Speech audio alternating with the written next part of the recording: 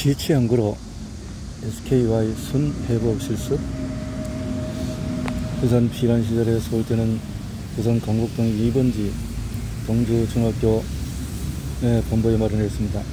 그때도 그곳에서 임시교사가 있었고 부속병원이 있었다고 합니다.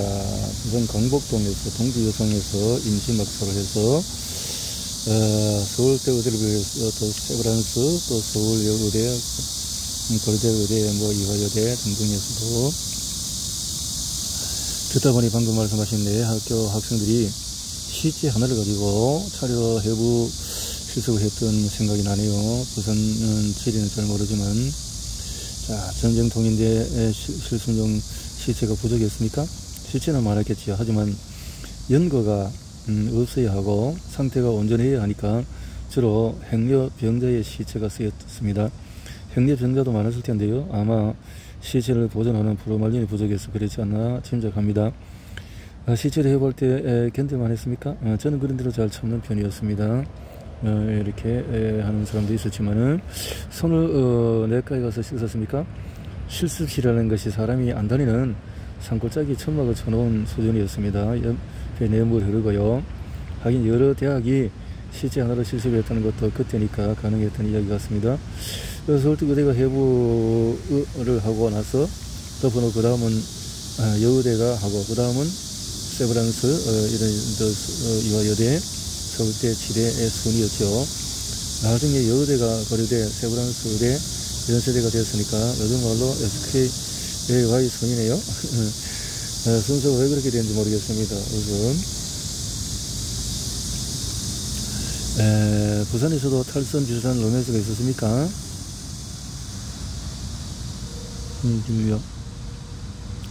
전혀 없었습니다. 1년 동안에 자취방하고 학교로 오간 것이 전부였습니다. 국제시장도 안 가봤으니까요. 관광이나 여행은 꿈도 못 꿨고요. 개폐식인 영도다리가 하늘로 올라가는 것을 보면서 참 신기하다고 생각했던 것이 기억납니다. 서울대 학교에서 부산필에서 그런 것이 가본 적이 없습니까? 아리랑 다방이나 돌쇠 다방 기억납니다. 그런 건 시간적으로나 금전적으로 여유가 있는 학생들이 가는 게 있을 거예요. 범일동 자취방에서 강북동 어땠습니까? 제 기억 범일동인데 멀긴 해도 매일 걸어서 다녔습니다. 제 생각에 부산 시절에 서울 학사 운영이 제대로 이루어졌을 것 같지는 않습니다. 지금 생각보다 그런 속에서 저뿐만 아니라 다들 맹렬히 공부를 한 것 같습니다. 잉크도 얼어붙는 자취방에서 서울도 환도할 때가 되었습니다. 대담을 진행하다 보니까 제가 총장님의 시간 여행을 이끄는 길잡이가 된 것 같습니다. 총장님은 1950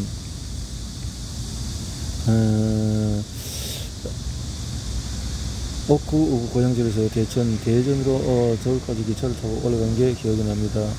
서울은 이때가 처음이었죠. 어렸을 때 좀 가보는 것이 꿈이었습니다. 거처는 어디에 마련했습니까? 처음에는 해화동에 있었어요. 본과에 진학하고도 정상화되었으니까 물론입니다.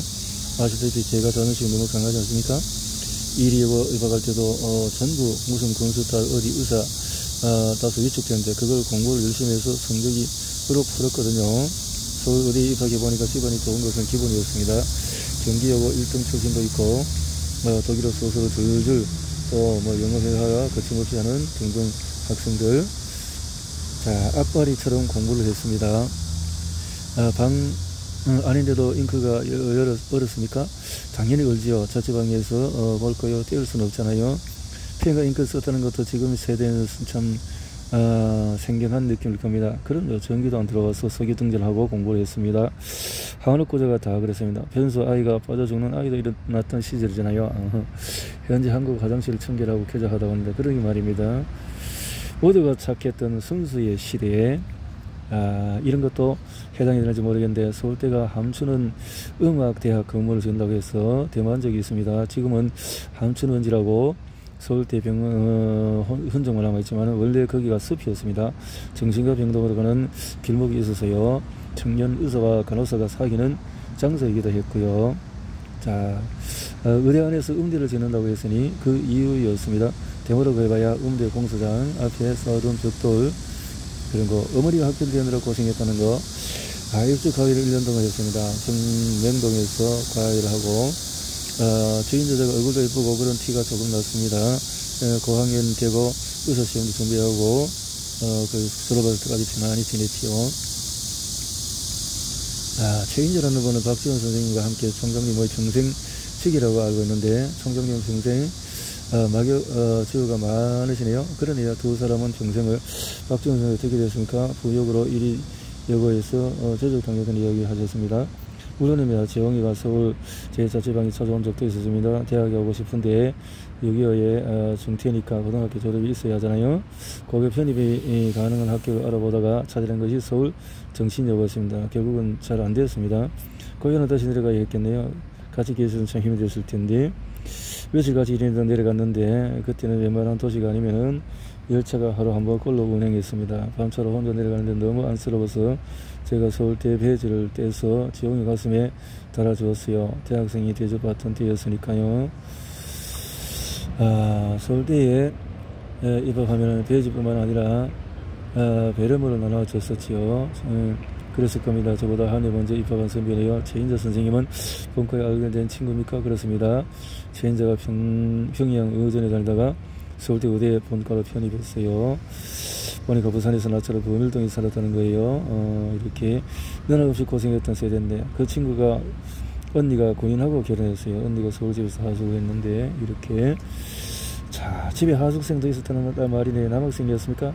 이것도 재밌는 이야기인데요. 그 집이 2층이 방이 2개 있었으면 하나는 8첩 다담이, 또 서울 법대생 4명, 또 다른 6첩에는 인자가 또 내가 또 일본식 가옥이라서 또 이렇게 각자, 지금 이 층간소음은 저리 가라겠는데요. 겨울에는 우리도 그렇게 남학생도 방에서 소변 보고 영화까지 썼다는 거 아닙니까? 인골 갖고 기형했다가 마을 서동이랬죠. 지금 어디였습니까? 지금 동대문 성과 하숙지. 사실은 어머님 할머니도 뵙고 싶고 그랬을 겁니다. 인골을 사람 빼들어가고 왔다니까 동네 사람들이 몰려온 적이 있었어요. 의과대학생이 인골을 가지고요. 사람 몸에 대해서 공부할 게 얼마나 많습니까? 피부 아래에 무슨 조직이 있고 근육과 신경이 어떻게 있잖아요. 그것도 다 외워야 하는데 방학이라서 공부를 개발할 수 없어서, 그렇죠. 시골 출신 의대생으로서 미국 유학은 또 어떻게, 저는 공부하는 의사가 되고 싶었습니다. 마리 퀴리처럼 노벨상을 타고 싶었죠. 그 시대 배경은 이렇습니다. 그래서 물론입니다. 그리고 그것은 나중에 보서부 장관을 지낸 건희혁 서울대 의대 교수가 미네소타 경쟁 만든 프로젝트였습니다. 주로 남자 선배들의 병기 면제를 겸해서 이 프로젝트에서 미국 유학을 많이 떠났지요. 미네소타 프로젝트. 그렇습니다. 비행기표, 본인의 의지, 그리고 집안 사정을 맞으면 누구라도 갔을 겁니다. 총장님 그야말로 비행기표가 없어서 못하는 거네요. 지금 웃으면서 이야기할 수 있으면 얼마나 한이 맺혔겠습니까? 그래, 비행기표 값은 얼마였습니까? 300이라는 숫자가 머리에 맺는 돈이 정확히 지는 않습니다. 제가 기사 검색을 해봤습니다. 경영신문에 따르면은 $600 정도 나오는데, 그러니까 환하면은 500대 1달러로 환산하면은 30만 한이 됩니다. 송장님이 영 하나를 더한 숫자를 기고 계신 것 같습니다. 그렇군요. 30만 한도 상당한 금액이었습니다. 대통령 월급이 13만 6한이었으니까요. 그때 저는 꿈도 못 꿀 그 얘기했죠. 당시 집안 형편이 그렇게 어려웠습니까? 무리하면 갈 수 있었을 거예요. 그러나 또 논한 필지를 팔아야 하는데, 그 무렵에 어머니가 겨우 먹고 살 정도의 땅밖에 남아 있지 않았습니다. 한마디로 미국형은 불가능했겠지요. 이렇게 봉사활동에 눈을 뜨다 사장 골든 박사가 던진 충격과 감동. 의대 졸업 후에 어떻게 나오겠다는 구체적인 계획은요, 당소 진퇴양난이었습니다. 미국에 갈 수도 없었지만 월급도 없는 무급 조교로 연구실 남아 있을 수도 없었습니다. 무엇보다도 생활비 감당하기 어려웠어요. 어머니가 한번 쌀을 올려보내기는 했지만은 친구 집에서 계속 앉아서 살 수도 없고, 그렇죠. 이 역시 배경 설명이 좀 필요한 것 같은데, 한국에서 종교 친후에 과거에는 케이크는 17세기 영국에서 창기된 기독교 교파입니다. 이런데 그렇게 많았군요. 하여튼 제가 군산 도립병원에서 일하는 동안에 환자들이 무지무지하게 들어왔습니다. 케이크 의료 봉사들이 군산이 얼마나 먹었습니까? 휴전협정이 조인돼서 1950년에서 57년까지 네요. 4년 정도네요. 저는 케이크 의료 봉사들이 한국을 떠나기 직전에 마지막 6개월을 함께 했었습니다. 봉사들은 6.25 때 독립병을 독보하고 간호사 방법을 가르치게 되는데, 우리 언니가 곁에 식당 제조업을 배웠습니다. K급 봉사단의 헌신과 열정을 지켜온 한국인들은 큰 감동을 받은 것 같습니다. 대한적 십자 이럴 때 그렇게 저도 군산도립원에서 만난 골든 박사로부터 넋이 나갈 정도로 감동을 받았습니다. 그 이야기는 저도 들었습니다. 직접 본 저로서 참 말로 표현하기가 어렵네요. 그때는 폐기력이나 가은지성 환자가 그렇게 많았습니다.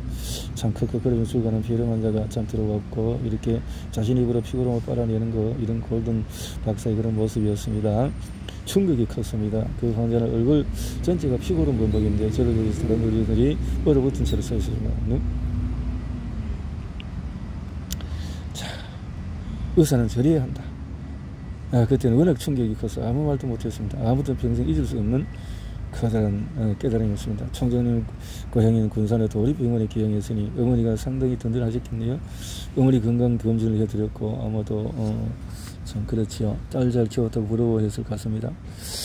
다른 환자를 다 보고 참 가비도 일로 도왔습니다. 어머니 체면이 걸린 문제라서 지인 환자가 더 이상 없을 때까지 치료를 했습니다. 군산 도립병원에 어려진 구성이 어떻습니까? 외국인은 의사와 간호사 4~5명, 직원이 6~7명 정도 들어갔습니다. 한국인 의사는 3명. K급 봉사단은 짧고도 긴 6개월이 된 것 같습니다. 봉사단 공으로 들어가는 소식이 들었을 때 그 향후를 대비해서 무슨 계획을 갖고 계셨습니까? 비행기 표값을 벌어서 미국 가는 것만이 오케이였고 그러자면 숙식을 해결할 수 있으면 약간의 급여를 받을 수 있는 병원이 필요했는데 마침 서울 적십자에서 한국 최초로 수련이 과정이 생겼습니다. 생명의 롤 모델이 된 골든 박사와 함께 이렇게 했다는 거죠. 어느 각별히 환자에 이렇게 보고 운이 따랐던지 골든 박사가 적십자 송금성 원장과 친했습니다. 골든 박사가 저를 송금성 원장에게 추천해줘서 적십자 병원 수련으로 갈 수가 있었지요. 송금성 박사는 미국에서 의사 자격증 따셨더군요. 서재필 박사가 일시기가 있을 때 통역을 담당했다고 합니다. 서재 박사 2년 있지 않습니까? 2010년 서재필 의학상을 송금성 박사. 필라델피아 하네만 대학이라고 기록이 나옵니다. 필라델피아에서 활동했던 서재필 박사와 끝에 인연에 닿은 것 같습니다. 송금성 박사는 확실히 트윈물이었습니다. 적십자 수련이 제대로 도입한 것도 미국에서 처음한 선진 의료에서 급여가 비행기표로 마련할 정도 되었습니까? 어림없었습니다. 인턴 기간 6개월밖에 되지 않아요. 그때 인천에서 개인 병원을 개업한 체인자가 같이 일하자고 해서 딱 비행기표 값을 벌자는 생각으로 그것이 생애의 인연이 되었네요. 1958년 인천과 맺어진 인연 의사 국가 자격 시험 어땠습니까? 시험 한두 달에 체인자와 저 그리고 정구영 홍사항이라는 남학생 동기와 함께 시험을 준비했는데 체인자 방에 네모난 가구자 책상 하나를 두고 각자 한 년씩 차지하고 빙글 앉아서 공부를 했습니다. 코타즈를 두고 마주 앉은 것 같은 정다운 분위기였을 것 같은데요. 그러네요. 추워서 무릎에 담요까지 없으니까 정답이 좀 열심히 공부했습니다. 보건사업 장관의 날이나 의사면허증이 1958년 6월 20차로 발부됐습니다. 이때부터 의사활동 시작하셨고 이렇게 인천과 생애 인연이 이어집니다. 운명적으로 할 수 있겠는데 이렇게 될 줄 그때는 모르셨죠? 당연히 몰랐죠. 병원 전경을 담은 사진을 보고 있는데 그래요. 여의사가 드물 때인데 서울대 출전도 얼마나 계획했습니까? 또 조금 나중에 통계 생각보다 많네요. 아닙니다. 여의사 1048명 중에 3분 가수를 넉넉 잡아서 400명 정도 본다고 해도 1964년 신생아 수가 100만 명 조금 넘었습니다. 이렇게 하면은 신생아 수는 2,500명입니다. 여의사 기획했던 건 틀림없는 사실이 그렇군요. 정문은 산부인과 소아과 그렇게 했는데 지금 관점에서 당시를 보면 안 됩니다. 병원 구경, 의사 구경도 어려웠던 때였습니다. 우리 병원을 우리 집이라고 하시면 모르는 사람들 오해할 수가 있습니다. 오랜 시간입니다. 우리 집이 병원이었고 병원이 사는 집이었으니까요. 틀린 말은 아닙니다. 아이들 그건 저도 잘 알고 있습니다. 실제 연배 거부감 따로 집이 있었던 거 아니고 병원에서 살았습니다. 그렇습니다. 눈꽃을 털 수 없이 그런 거 자 의사를 더 영입한다는 생각은 안 해보셨습니까? 그런 거 생각 못 해봐서 하루 빨리 비행기 싹서 마련해서 가는 것이고 완전히 총장님 개인 병원이 되어버렸네요. 최인 교수님 어떻게 그렇게 빨리 결혼했습니까? 인자는 결혼이 인생의 목표와 비슷했어요. 보러 다니까 꽤 들어봤는데 하지만 저는 마음이 콩밭에 있었습니다. 제가 어릴 때부터 워낙 잘 웃고 명랑하니까 그런 말 나온 것 같습니다. 총장님이 가장 먼저 시집을 갈 거라고 했는데 그렇지 않고 활짝 웃으면 정말 총장님의 트레이드 마크처럼 됐는데 신입사원 활짝 웃어보세요. 기회 있을 때 웃어보라고 했어요. 한동안 사람들이 저에게 성공의 비결을 많이 보는데 활짝 웃는 것이 비결이라고 말했죠. 자, 가슴이 품은 청진기. 자, 따뜻하게. 여러가지 있겠지만 우선 병원 위치가 있고 용동 큰 우물을 부근에서 고심적으로 설치했지만 한때 인천 최상권 그렇습니다. 시대적으로 환자는 넘쳐나고 병원은 부족한 때였죠. 그래서 개띠 신생아수가 베이비 붐의 상징이 되었죠. 1년 출산이 100만 명에 출산되었습니다. 큰 우물 그런 시절에 환자들이 몰려들 수밖에 없었지요. 사실 그때는 아주 당연한 거라고 생각하기 때문에 이유를 잘 몰랐습니다. 가슴에 품은 청진기는 그때였군요. 가슴에 품은 청진기 결코 당연한 일이 아니었습니다. 이어른 교수에 이런 글을 남겼습니다. 중국의 삼자경에는 황년이라는 9살 여자가 나온다. 이렇게 신발을 섬기고 이렇게 소독약을 하고 그때 크레졸로 소독제를 썼습니다. 크레졸로 언제부턴가 병원 냄새가 사라졌는지 모르겠지만 1990년 해도 동네병원 같은 데서 특유 냄새 났어요. 그것이 바로 크레졸 냄새입니다. 냄새도 났고 좁기도 했죠. 그래서 제가 9월동에서 중앙병기를 화장실을 크게 개장해 만들려고 신신당부를 했죠. 사실 환자들은 이 부분을 더 좋아했습니다. 산부인과 내지는 여성의 체내를 진찰하는 것이어서 갑자기 차가운 것이 들어오면 불쾌함을 느끼는 것이 당연합니다. 그래서 저는 나를 위해 항상 주전자 올려놓고 물을 끓였고 그 물을 적당히 적셔서 희석 크레졸을 만들고 거기에 장갑 낀 손을 담그면 따뜻해지잖아요. 그러면 환자들이 놀라지 않고 편안해합니다. 실력이고 친절한 서울대 출신의 여의사. 그럼 몰려들 수밖에 없었네요. 뭐 얼마 안 걸렸죠. 미국으로 왜 떠나지 않으셨습니까? 환자들이 매몰되었습니다. 환자들이 상당 참도 죽을 것 같아서 병원 온 사람이 들였는데요. 잊히지 않는 환자가 많았겠네요. 임시 중독적으로 사망한 영정도 사망은 영원히 잊을 수가 없어요. 이런 점 환자 사랑으로 시작한 무료 자궁암 검진 새벽 1시까지 환자들 밀려서 다리 한쪽 펴고 잔 적이 없었습니다. 자, 이렇게 지금 생각하면 말도 안 되는 비좁은 공간인데 이런 송악동에 일본이 살았던 제법 큰 집이었는데 그 집에 있어서 어머니 따로 모셨습니다. 자, 그러다 이왕마저 까맣게 잃어버리신 거고 그러다가 어느 날 문득 내가 미국 안 갔네 가야지 하는 생각이 들어왔는데 그 사이에 제도가 생겨서 이 어려운 시험에 합격해야만 미국 갈 수 있게 된 거예요. 그 ECMFMC는 쉽게 말해서 미국 의대 졸업생과 동등한 자격으로 시험을 인정하는 제도입니다. 자료를 찾아보니까 Educational Commission for Foreign Medical Graduate 그러니까 미국 의대와 같이 수준하는 그런 것이었어요. 그게 어떻게 된 거 알았냐면은 방법을 택한 것 같습니다. 시험이 아주 어려웠어요. 4시간 자면 합격할 것이고 5시간 떨어진다는 사당 오락 같은 말이네요. 그때가 대학 졸업한 지 3, 4년 흘렸고 저는 적어도 1년 동안에 이불을 펴고 자면 안 된다는 생각을 했습니다. 이렇게 총장님은 1960년부터 자궁암 검진을 포함한 무료 부인한 걸 알고 있는데 환자가 더 몰려들었는데 공부할 시간이 있었습니까? 다행히 62년 언니가 가족과 함께 인천 올라가서 병원 일을 본격적으로 도와줬습니다. 그래서 그렇게 몇 년을 공부했습니까? 4년 정도 했습니다. 우리는 해리슨 텍스북이라고 불리는 교재를 공부했는데 그게 제가 처음 본 영어 원서였습니다. 그 소적은 영어로 되어 있는 거잖아요. 제가 다닐 때는 마땅한 교재가 없었습니다. 교수가 강의한 내용을 빌기해서 그것만 듣도록 암기하는 시험 공부 전부였습니다. ECFMC 시험은 어디서 치르셨습니까? 신촌의 연세 계단식 강의실이었습니다. 하여튼 제가 현자리 이 뒷자리로 배정되고 스피커 상태 좋지 않아서 아찔하더라고요. 맥골로제 같은 분당 120이 나오지 뭡니까? 심호흡하고 정신을 가다듬고 엄청 노력했는데 생각보다 문제가 쉽게 나와서 안도했던 기억이 납니다. 합격 통지를 받을 텐데 기억이 나십니까? 서울대 합격 때마다 더 기뻐했을 것 같습니다. 그랬어요. 기억이 선명합니다. 사무로 진출하고 이렇게 해서 합격 통지서 인턴 생활에서 아닙니다. 시험이 어려워서 합격자가 적기 때문에 합격자가 오히려 인턴 병원을 선택할 수 있었습니다. 저는 어려진 뉴욕이었습니다. 말을 하면 제주로 또 사람은 서울은 무조건 미국은 뉴욕이다. 제가 미국 가는 한이 맺힌 사람이잖아요. 그래서 병원에 이렇게 갔다.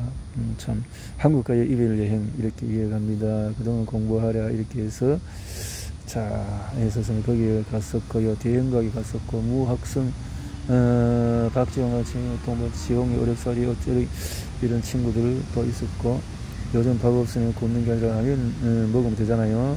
시계 젊은이들이 반문이 있다고 합니다. 밥이 없던 시절에는 라면이나 식품이 잔재가 존재할 수 없는 건데도 빵이 없으면은 고기라도 먹지라는 말은 철부지 공주의 말 같지 않겠어요? 전 시리상의 분위기 알겠습니다. 아이고 뭐 그 정도 했으면은 할 수 있는 것은 다 해보고 떠나자는 마음에서는 역시 한국의 여행 이별의 끔조 테스트 결과는 어땠습니까? 박지원은 한잔하고 저는 못 마실 거요. 술이 세시군요. 그러면 소주는 알코올 도수가 30도 시절입니다. 우리 집에 방앗간 집이라서 어릴 때부터 술을 맛봐왔습니다. 어릴 때부터 그런지 제가 술이 좀 셉니다. 그러고 보니 할머니 할아버지 또 언니까지 모두 술이 세네요. 이별 여행까지 하시고 어머니는 한국을 안 믿고 미국이라는 이지어 세계를 떠나는데 어떻게 될지 모르잖아요. 땅 팔고 집 팔아서 이전까지 올라오신 어머니를 생각하면 유태 운영 말고는 다른 선택의 여지가 없었습니다. 여의사를 영입해서 그분이 어머니에게 일정 금액의 생활비만 드리고 나머지 수익은 모두 가져간다는 조건으로 계약을 맺었습니다. 가족들이 병원 일을 계속 봐주기로 해서 큰 걱정은 없었습니다. 환자들도 총장님 아쉬워하는 마음으로 맞습니다. 한시도 환자가 떠나지 않았고 그러나 출국시키는 워크홀 호텔에서 여행 연습하셨죠? 워크홀 호텔이 생긴 지 얼마 안 됐을 거고요. 워크홀 개관이 1963년 4월입니다. 지금 같은 시대도 해외여행을 떠나는 사람은 긴장되는데 그때는 공포가 좀 있었고 비행기 안에서 화장실을 갔다가 문을 열지 갇힌 이야기 뭐 버튼 모르고 문을 닫아버려서 뭐 이런 등등 이야기도 있고 관훈 클럽 초창기 멤버인 기자가 1950년 미국에 연수를 갔는데 해프닝이 하나 둘이겠어요. 그렇게 자 이렇게 전성기들도 탑승 구역 안에 들어갈 수 있었고 활주로 비행기 바퀴 근처까지 있었습니다. 비행기는 프로펠러 엔진이었고요. 이렇게 해서 저를 참 보내고 어머니는 대승통곡했답니다. 저도 그때 생각하면 눈물이 날 정도로 가슴이 아려옵니다.